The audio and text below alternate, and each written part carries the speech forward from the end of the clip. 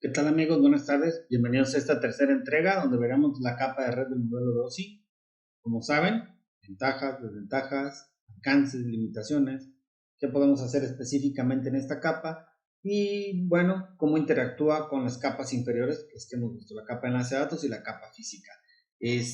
Bueno, la capa de red suena redundante, pero lo único que hace es rutear paquetes.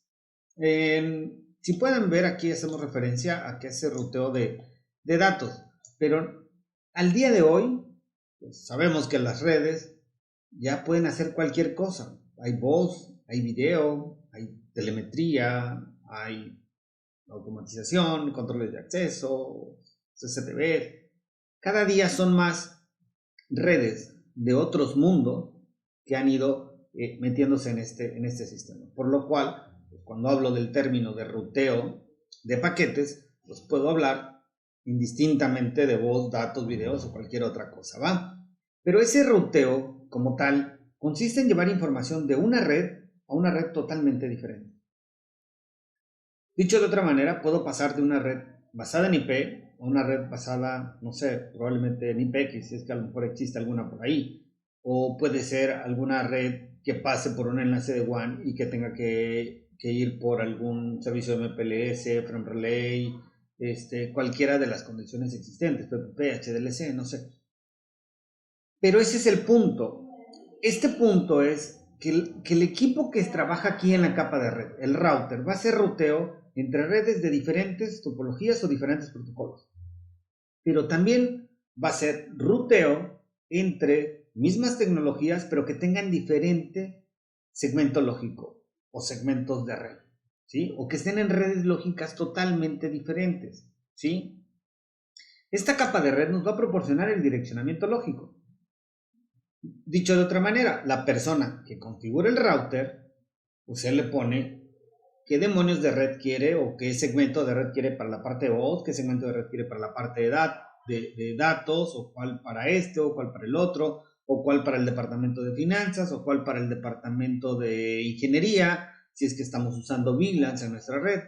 Digo, hay segmentos diferentes, aunque es la misma tecnología, puede ser Ethernet, y hablo de Ethernet como una generalidad, recordando que, bueno, pues hay fase Ethernet, gigabit Ethernet y cualquier cosa por eso. ¿Va? Ahora bien, estas dos redes o dos entidades diferentes, pues bueno, para poder comunicarme entre ellas, pues debe existir un enlace o un vínculo, alguna comunicación entre ellas. Cuando existen dos alternativas para ir de un punto a otro punto, pues entonces esta capa también se encarga de seleccionar la mejor ruta. En caso de existir dos alternativas para ir de un punto a otro punto, pues va a seleccionar la mejor de ellas. ¿Basadas en qué? En cualquier criterio. Puede ser ancho de bandas, en los menores altos posibles, o en cualquier cosa. ¿Va? Digo, este cuate lo hace de manera automática y lo puede hacer de manera dinámica. Y pues bueno, nuestra única chamba será seleccionar el criterio que consideremos pertinente para esa red en particular o para esa topología en la que estamos trabajando. ¿Va? Entonces, el PDU de la capa de red es el paquete. Packet. En alguna terminología y en algunos libros o documentaciones que puedan leer por ahí, también van a escuchar que este PDU en algunos lados le llaman datagram. Es indistinto, es la misma cosa. Este paquete pues, se compone de esto que vemos aquí, ¿va? Al igual que hemos estado viendo o que vimos en el frame, que bueno, que teníamos información y encapsulada a través de diferentes parámetros, ¿no? Como MAC address origen, MAC address destino, al final un fetch check sequence para que nos checara la integridad de todo este asunto. Bueno, IP tiene un poquito más de cosas. Y esta representación que vemos en la imagen, pues habla de IP versión 4. Sabemos que ya en la vuelta de la esquina está IP versión 6 haciendo ojitos. Cuando veamos IP versión 6, pues lo platicaremos. Platicaremos el PDU a detalle un poquito. En IP versión 4 todavía existen muchas consideraciones dentro del header, los encabezados. Si ven aquí, son demasiados. En IP versión 6 todo eso se minimiza. Tiene énfasis en otras cosas que en IP versión 4 se están aquí mostradas. No voy a mencionar todos, voy a mencionar las que nos pueden hacer más sentido, ¿va? Pues esta versión a lo mejor nos puede hacer ruido. Y nos puede hacer ruido porque ahí únicamente va a aparecer versión 4. Aquí estamos hablando de el desglose del PDU o paquete de capa 4, perdón, de IP versión 4. Entonces, pues la única versión posible ahí, en este caso, es 4. No vamos a ver versión 6. ¿Por qué? Porque IP versión 6 tiene ya su propio escenario ya generado, ¿no? Y 128 bits, nada que ver con este escenario donde traemos aquí, pues 32 bits, ¿de acuerdo? El tamaño de la cabecera, pues es importante porque eso, pues le determina a los equipos para efectos de transmisión, donde acaba toda la basura, por así llamarlo, que nada más ocupo para tomar decisiones de dónde hacia dónde y bajo qué criterios y dónde empieza realmente la información. Recuerden que el énfasis es pues acarreo de información. Entonces, bueno, aquí esta cosa señala exactamente en dónde va a empezar la información. El tipo de servicio, pues bueno, hace énfasis hacia la parte de calidad de servicio, o sea, las priorizaciones que podemos dar al paquete. Yo puedo tener un paquete de voz, como platicábamos hace rato, puedo tener un paquete de video, puedo tener un paquete de datos, pero evidentemente el trato que yo le voy a dar a ellos pues tiene que ser totalmente diferente.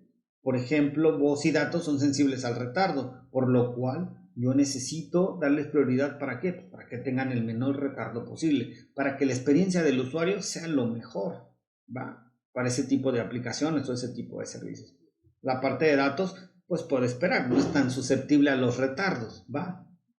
Si yo mando un correo, a mí no me interesa si lo ve en un segundo, en un minuto, en una hora o en un día. Que lo dé por recibido, estoy del otro lado, ¿va? Pero la llamada telefónica no, se tiene que establecer en fa, ¿no? En friega, como decimos en México.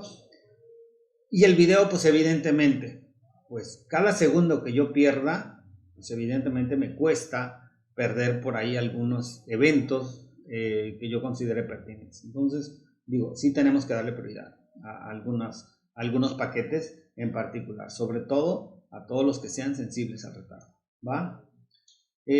Bueno, longitud total, pues evidentemente es la suma del header más todos los datos que van ahí metidos en este paquete como tal. Todo, ahora sí, todo el regalito que va dentro, toda la información con toda la floritura que puede tener alrededor, es todo lo que estamos platicando. ¿Qué otra cosa? Compensación de fragmentos. Pues típicamente cuando estamos enviando información y es muy grande, este fragment offset realmente lo que hace, digo, y en palabras simples y sencillas, es mandar una especificación. Oye, este es el paquete 1 de 5, ¿sí? Bueno, más bien el paquete 0 de 5, porque empezamos en 0. El paquete 0 de 5, este es el paquete 1 de 5, 2 de 5, 3 de 5, 4 de 5 y 5 de 5. De tal suerte que si yo tengo dos alternativas para llegar de un punto a otro punto, es donde nos hace mucho sentido, porque pueden llegar en diferente orden en el destino, pero a través de este fragment offset, el dispositivo que recibe esta información, pues es capaz de reensamblar la información en el orden correcto, ¿va? Entonces, pues no me van a quedar los brazos donde iban las piernas y la cabeza donde iban las rodillas, o sea, va a quedar bien estructuradito, tal y como yo lo envié, ¿va? Algo muy interesante, bastante relevante, diría yo, el tiempo de vida, el time to live. Este campo, señores, lo que hace es, cada que nosotros mandamos un paquete, lleva un tiempo de vida, que no es otra cosa más que una fecha de caducidad. Y cada que pasa por un equipo, este valor se va decrementando, ¿va? Si yo empiezo en 100, pues bueno, en mi siguiente salto se va a 99 y de ahí a 98, cada que va saltando. ¿Qué es esto? Si en algún punto yo llego y ya no llego a mi destino, pues cuando alcance 0 se me va a regresar. ¿Y qué gano con esto? Pues bueno, pues que el paquete no se quede circulando en la red forever and ever. Por ejemplo, en un frame, en la capa de enlace de datos, cuando vimos el desglose del frame, no vimos una curiosidad como esta, ¿sí? ¿Qué pasa? En capa 2 somos susceptibles de que el tráfico circule en la red, y eso permite que en una red local pues puedan llegar a existir tormentas de broadcast, que el tráfico quede circulando para siempre generando una bolita de nieve ahí dentro y pues bueno, hasta que nuestra red colapse. En IPv 3 tenemos este mecanismo que evita todo este asunto. Oye, ¿sabes qué? Fui y no regresé. ¿Estamos de acuerdo? Digo, algo muy similar a lo mejor les habrá pasado con ese error 404, el famosísimo error 404. Ustedes buscan una página y pues seguramente el fichero, el archivo te aparece y ya no existe. ¿Realmente qué sucedió? Pues se acabó el time to live y cuando regresó te dijo, oye, pues no lo encontré. Entonces es ese warning que nosotros estamos recibiendo ahí. ¿Sabes qué? Me cansé de buscarlo, lo intenté por todos los medios posibles, pero no lo logré. Se acabó. ¿Va? Protocolo, pues hace referencia, señores, a protocolos de la capa superior, TCP, UDP y todos los que vamos a ver más adelante en la capa de transporte que veremos en la siguiente entrega, ¿va? Y bueno, puede ser el puerto 80 si estoy hablando de un acceso a un web server, o no sé, 23 si estoy hablando de un acceso de telnet, y bueno, cualquiera de esos puertos bien conocidos. La comprobación de la cabecera. Esta comprobación de la cabecera, bueno, dije que no iba a revisar todos, estoy revisando prácticamente todos. La comprobación de la cabecera lo que va a hacer es checar la integridad de todos estos parámetros que están aquí, de todos los parámetros que están metidos antes de mi información. Aquí están. Todos estos. ¿Sí?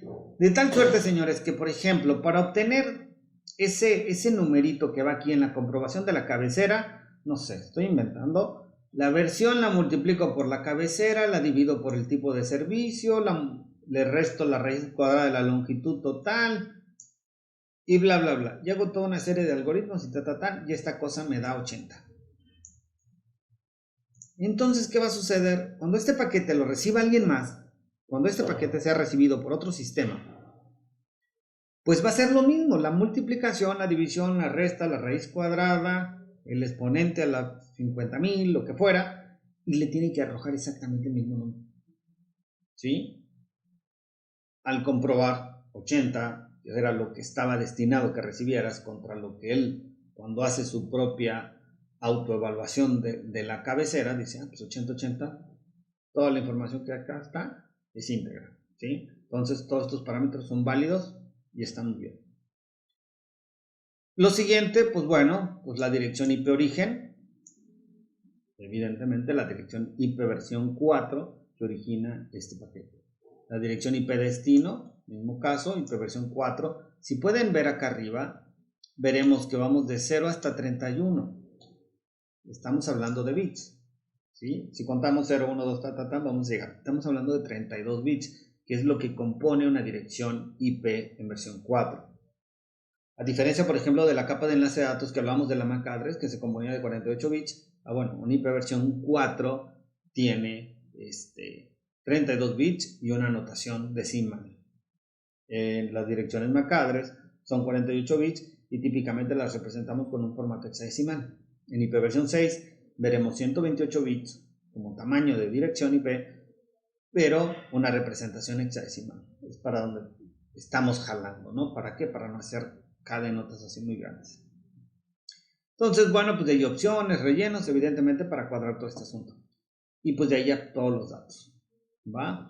Ahora, la longitud máxima de un datagrama son 65.535 bits. ¿Sí? O 64K. Ese es el MTU que esta cosa puede manejar. Evidentemente esto va a variar en función de qué, pues del ancho de banda que esté proporcionado. Si yo estoy usando un enlace de muy bajita velocidad, pues evidentemente yo voy a empezar a acomodar el MTU de acuerdo a la tasa de transferencia permitida por ese enlace.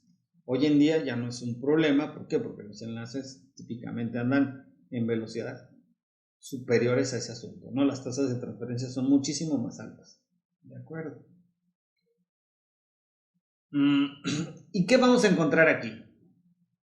Ahora bien, aquí típicamente, hasta hace muchos años, el único que dominaba aquí era el roteador o el router. ¿Vale? Inglés, español. Este router era el equipo que me podía unir una red que estuviera en WhatsApp con una red que estuviera en Timbuktu. ¿Por cuántos routers tuviera que pasar? No lo sé. Pero me puede unir, por ejemplo, Quatsimina, WhatsApp y cualquier otro lugar. Pero me une redes diferentes. Pueden ser por direccionamiento lógico o pueden ser por arquitecturas diferentes. Puede ser que a lo mejor hoy en día tenga un router que está hablando por este lado protocolos del tipo industrial y por este lado TCP/IP. ¿Va? Es un gateway, es un equipo de borde de área, ¿va? Que puede hablar diferentes lenguajes o el mismo lenguaje, pero para redes totalmente diferentes en la parte lógica. Al día de hoy ya tenemos switches en capa 3.